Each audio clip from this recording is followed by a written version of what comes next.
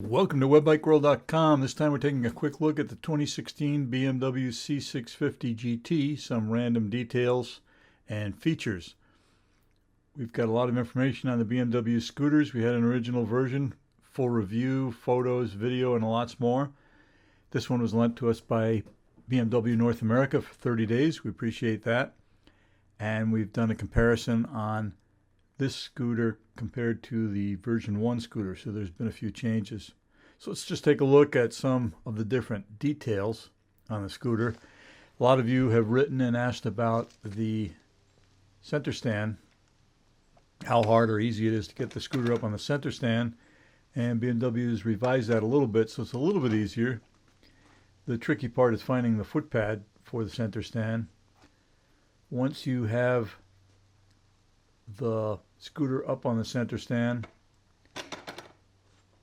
usually I put the side stand down because the side stand also deploys the brakes on the scooter, which is a really nice feature. Keeps it in place when you're parking so that the scooter doesn't roll.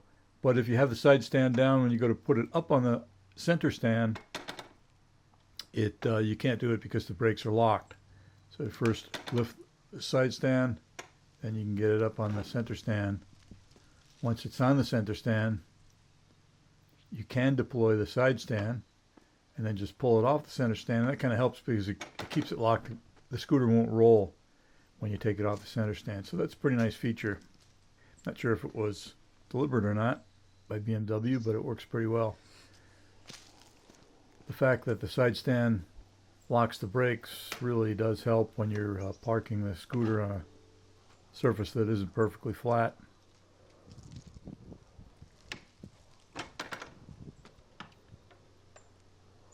Let's take a look also at from a distance on getting the scooter up on the center stand. It's pretty easy. Once you find it, just put a little weight on the foot pad. I think they've moved the center stand a little bit towards the rear, which has helped some of the leverage. Okay, let's take a look at the windscreen.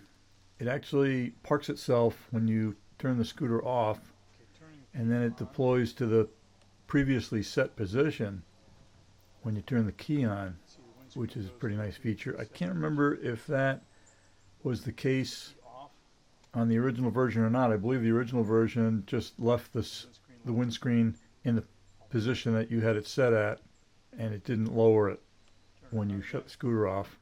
Deploys, of course, with a little button on the left hand grip, easy to reach with your thumb. I'll start the scooter.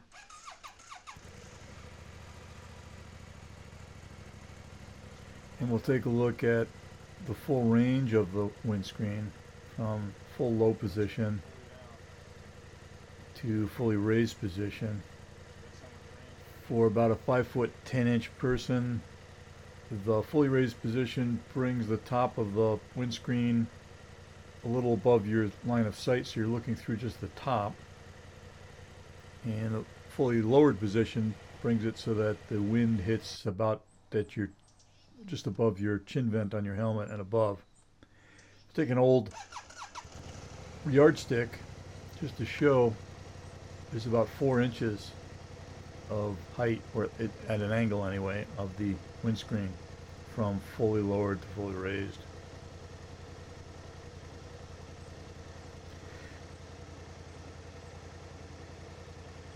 The mirrors have been changed slightly. It gives a pretty good view of the rear. This is about what I can see in my vision in terms of my arms when I'm riding.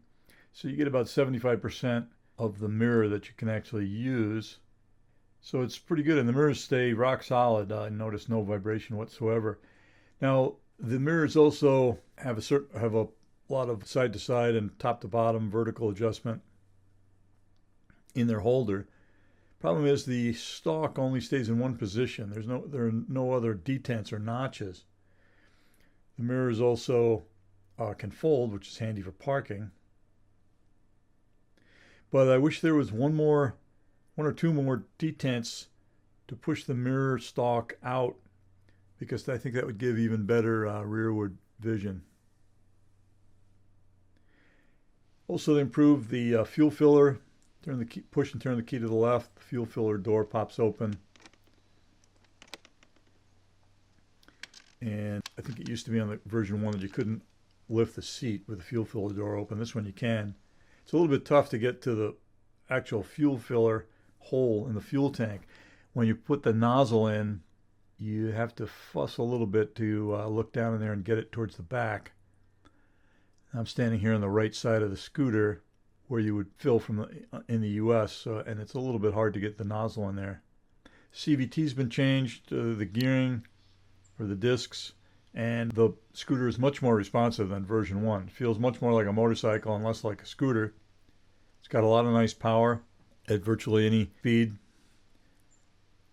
You just get on the gas and the scooter really goes, especially from standing start. So that's really nice. Really makes a huge difference. That's the biggest difference for sure.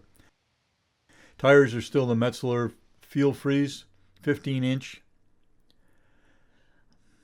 And these are really nice tires, 160/60R15. Made in Germany. They do a really good job in the rain and the dry, stopping, cornering. Really excellent tires. A little bit hard to find though, and expensive when you do find them. This is the rear profile. And this is the front Metzeler Feel Free. Getting really good tires. See, I've had it out a little bit towards the edge. This scooter only has several hundred miles on it. Front disc brakes with ABS, rear disc brake, independent ABS. The scooter also has tire pressure monitoring system, which works really well. You could read the tire pressures on the dashboard. Of course, I always check before each ride with an accurate tire pressure gauge, just to be sure. Dual muffler. Has a nice sound to it. Sounds much more like a motorcycle than a scooter. A little bit of a growl, which is really nice when you take off. So for all practical purposes, it's like kind of like a touring bike, but with an automatic or CVT transmission, really is what it's like. But it's much more comfortable to ride. Gives really good wind protection. I can touch the ground. Of course, I don't have my motorcycle pants on here, but I can touch the ground pretty well. Push it off the center stand. I'm 5'10", got about a 31-inch inseam without my boots on. So I have plenty of room. And because you don't have the foot pegs on the side, it actually is easier to put your feet down onto the ground.